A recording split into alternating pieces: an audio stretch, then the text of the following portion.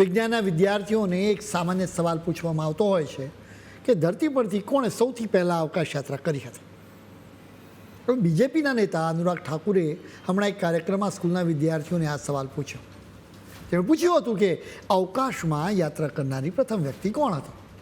બધા વિદ્યાર્થીઓ એક અવાજે બોલી ઉઠ્યા કે નીલ આર્મસ્ટ્રોંગ. આ સાંભળીને અનુરાગ ઠાકુરે કહ્યું કે મને તો લાગે છે કે એ હનુમાનજી હતા. અનુરાગ ઠાકુરે બાળકોને સમજાવતા કહ્યું કે આપણે અત્યારના સમયગાળાને જ ધ્યાનમાં રાખીએ છીએ.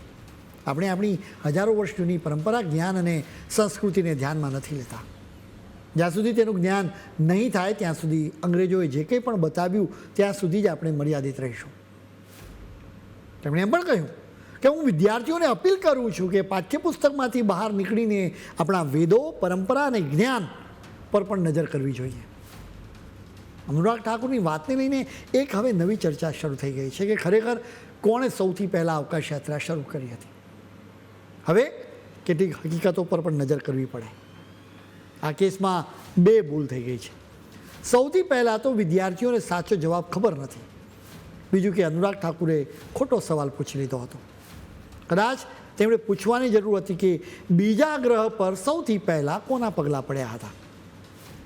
હકીકતો પર નજર કરીએ ને તો સોવિયત સંઘના અવકાશયાત્રી યુરી ગેગરીને સૌથી પહેલાં અવકાશ યાત્રા કરી હતી. તેમણે 1961માં પૃથ્વીનું ચક્કર લગાવ્યું હતું, જેમાં અનેક વર્ષો બાદ નીલ આર્મસ્ટ્રોંગનો વારો આવ્યો હતો. 1969માં આર્મસ્ટ્રોંગ ચંદ્ર પર પગલાં પાડનારા પ્રથમ માનવી હતા.